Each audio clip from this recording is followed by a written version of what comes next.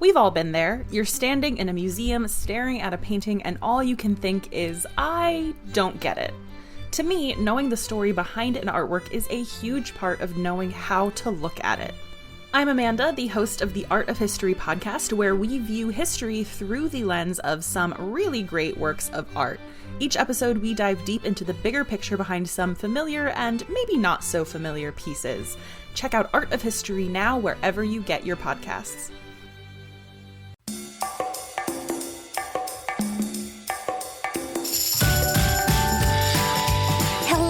Culture Kids, welcome to our show.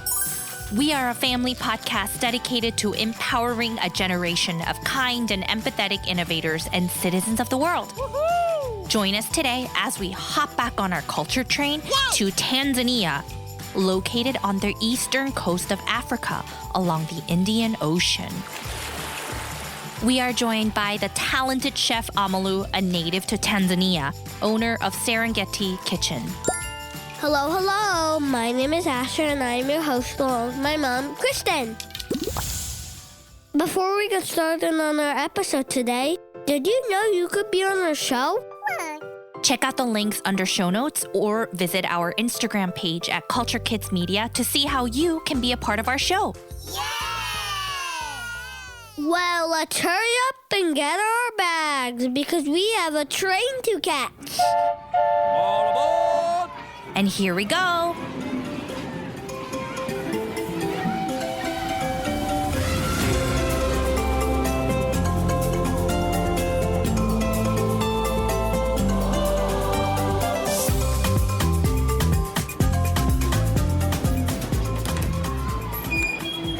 Welcome to Tanzania. From the mighty Kilimanjaro to the vibrant markets of Zanzibar, Tanzania is a treasure trove of natural wonders and cultural delights waiting to be explored. We'll savor the flavors of delicious local food and learn about various things from aromatic spices to dining etiquette. Now let's meet our guest, Chef Ammalu.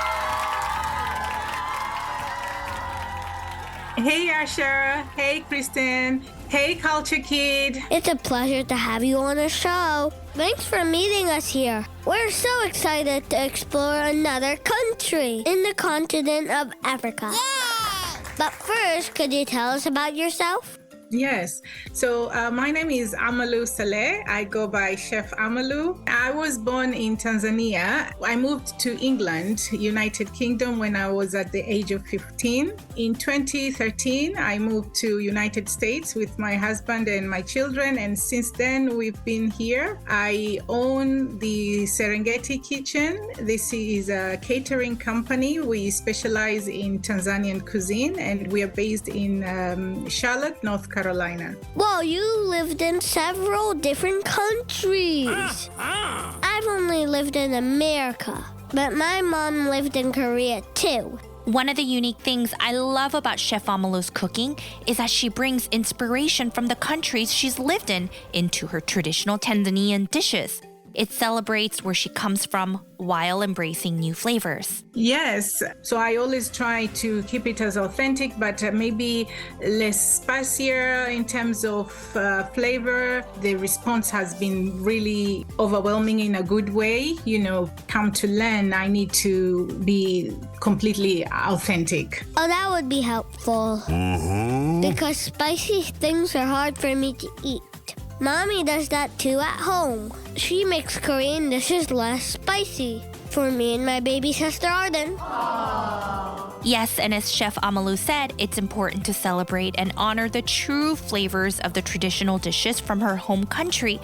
But it could be very interesting to add new touches or additions that families or communities might enjoy.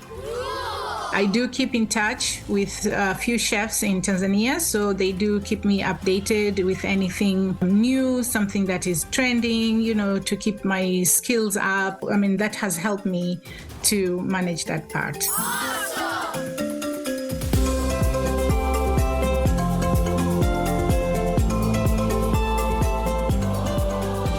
Last week, we celebrated the culture and cuisine of Cape Town, South Africa, which is another very diverse country in the continent of Africa. Could you tell us more about Tanzania? Yeah, so in Tanzania, we have main language is Swahili, but we also have big population that speaks English. So English is like our second big language and official language as well. Cool. What is Swahili?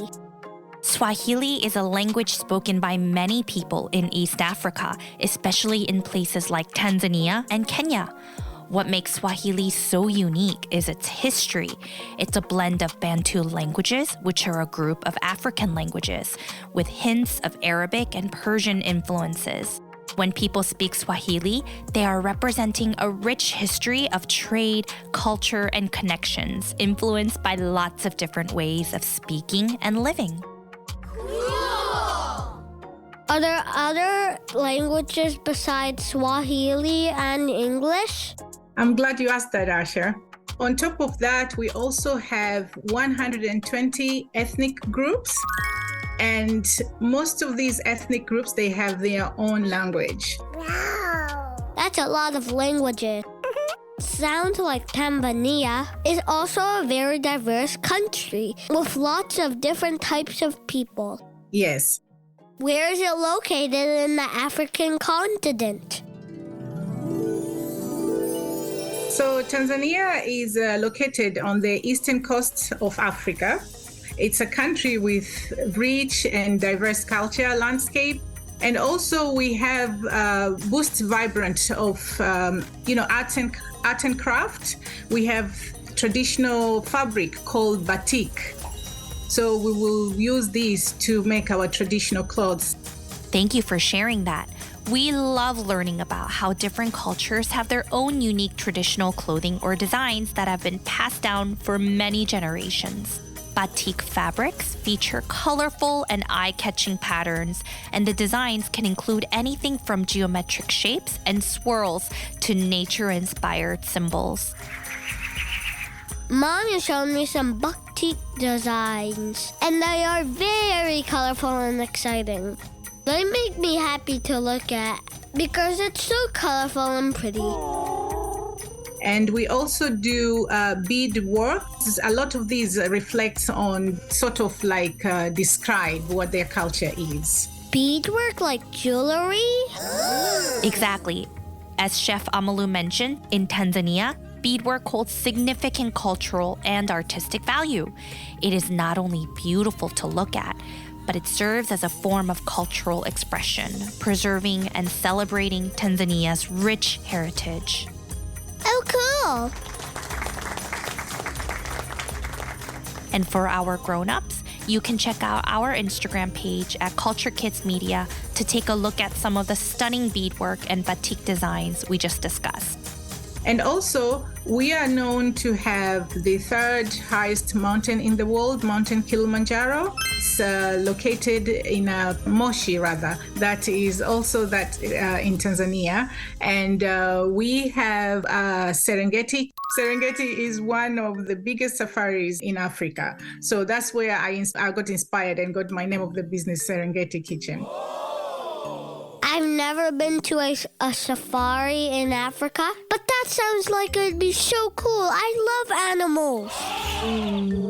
A Serengeti safari is an incredible journey through the vast plains of the Serengeti in Tanzania, where you can see wildlife, including lions, elephants, and zebras in their natural state. Oh, yeah.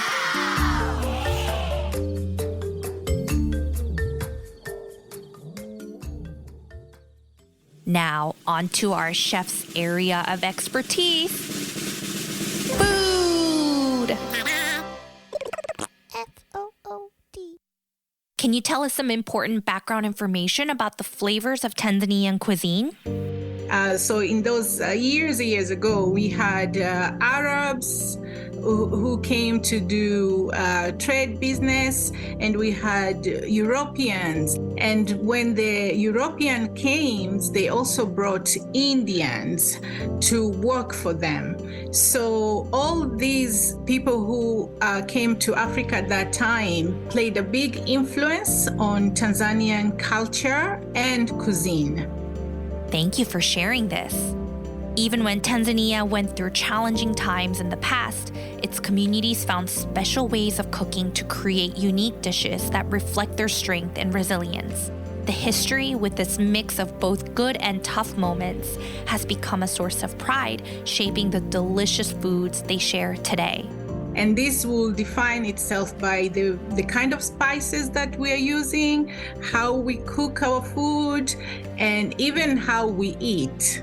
So it's a very interesting culture, and I am very proud of it. Well, we are so happy to celebrate your culture, your family, and learn more. So Chef Ammalu, could you tell us what the flavors of Tanzanian cuisine is like? From looking at photos, everything looks so warm, rich, and even colorful. I would say most of our food, I will categorize it as a comfort food. I love comfort food because it's supposed to make you feel warm and happy. It's like a warm hug in your belly. That's a really nice way to put it, Asher. I'm very interested to learn about the different spices you use in your culture. We talked about this in our last episode, but in our house, the main ingredients we always use are soy sauce, garlic, and sesame seed oil. Mommy says it's almost in everything. Wow. Most likely, if you go in a household in the kitchen, the kind of spices that you will find, the first one will be the cardamom. I've actually never used cardamom before, but I'd love to try soon. They just do wonders in our food. I believe they add the warmth, the floral flavor, and then we also use the same spice on our desserts a lot, and even on our spicy tea. We drink a lot of spicy tea, and this is one of the main ingredients in our tea. Whoa, so you could use it in food, desserts, and tea. That's a busy spice. It's a busy bee. Ow. I'm definitely adding this to our grocery list. Good, I'll sniff it.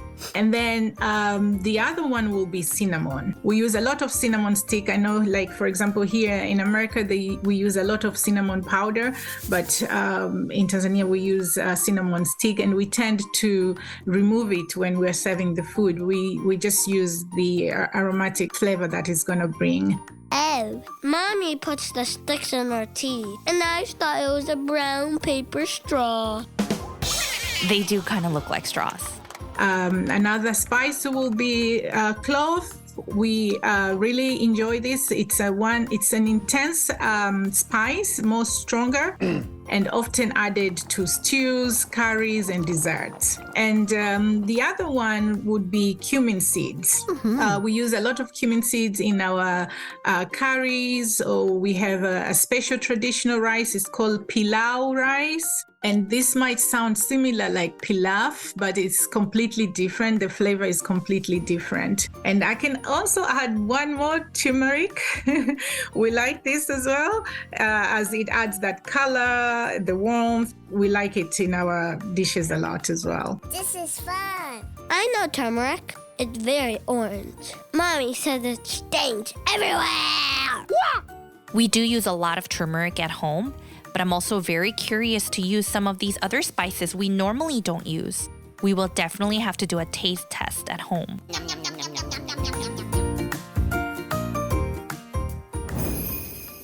Chef Ammalu, could you share some of your favorite Tanzanian dishes? Yeah, so we have something called mandazi.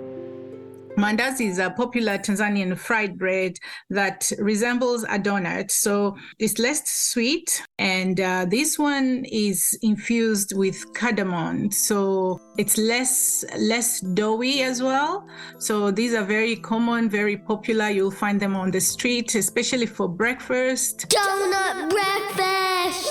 My favorite kind. We also have something called vitumbua. I explain them as coconut rice pancake. So this is made out of rice. I love rice. So the actual rice, you soak it overnight, it becomes soft, and then you blend it with coconut milk. In Tanzania, we use a lot of coconut. I want to try it. The idea of creating a pancake with rice mixed with coconut milk sounds very rich and warm. And is there a snack you really like? So we have a street snack. This one is called kashata. So kashata is a coconut and peanut brittle, like sweet, crunchy, and incredibly addictive. And normally you will find these on the street around 4 p.m. You will find street food. People are selling these with black coffee. That sounds like a wonderful pick-me-up, especially for grown-ups.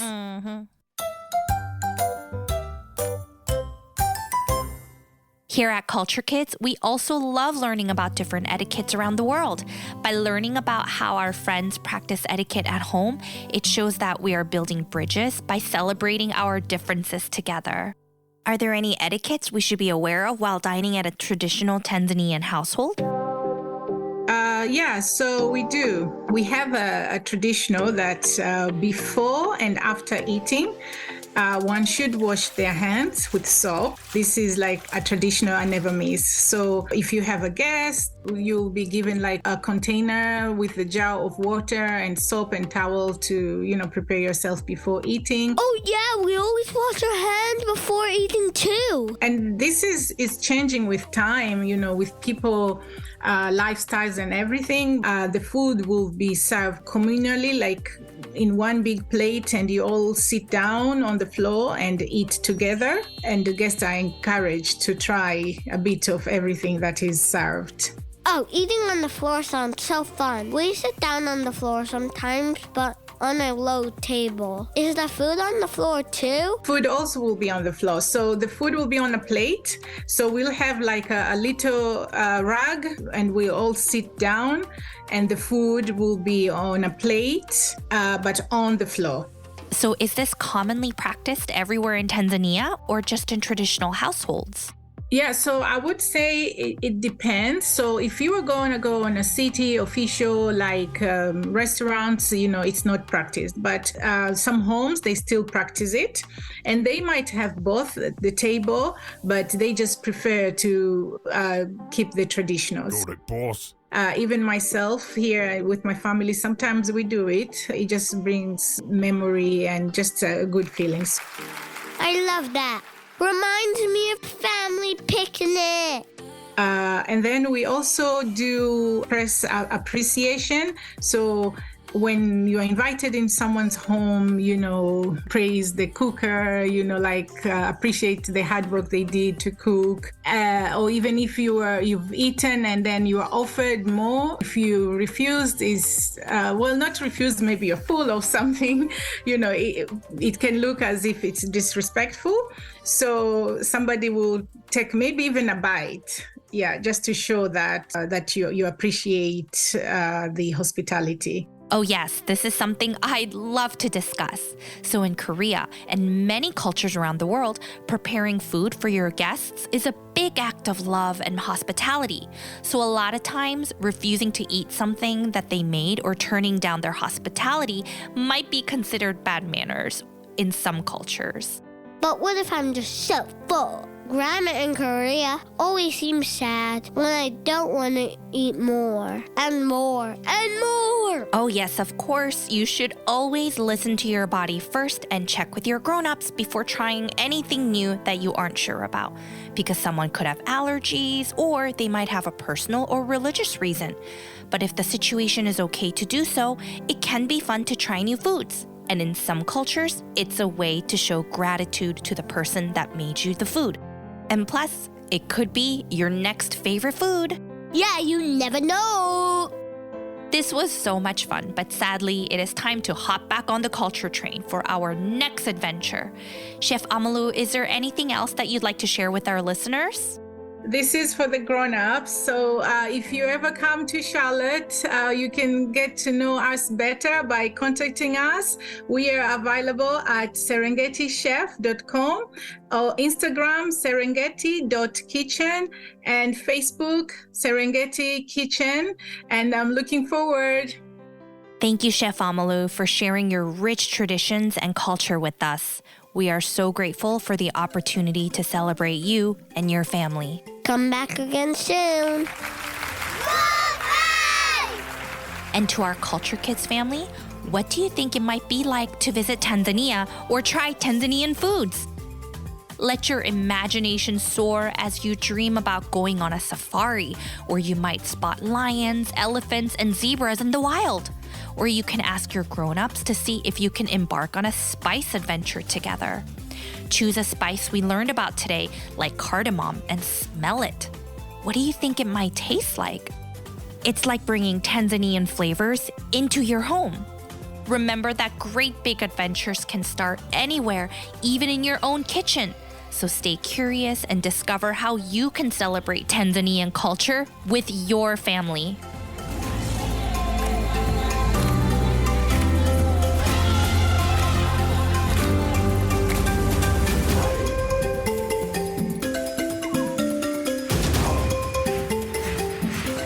All aboard!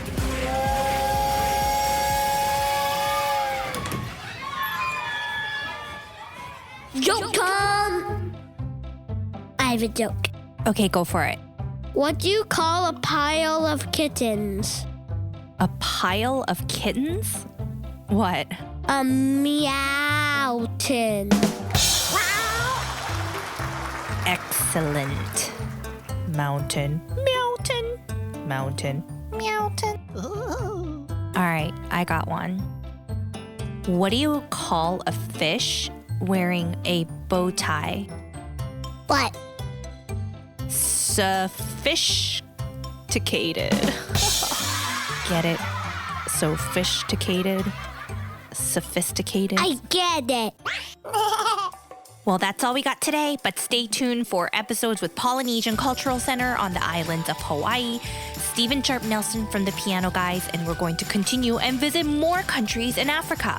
If you love Culture Kids, please take a minute and leave us a review on Apple Podcasts so more families can find us and become globe-trotting explorers. Check the links in our show notes and see how you can be on our show too.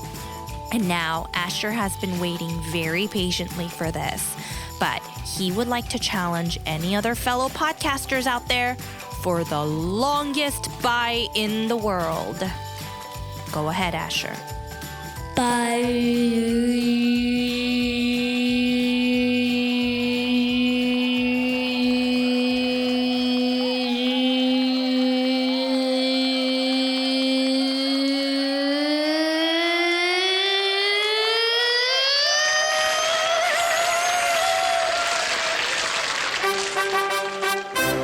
Okay, bye.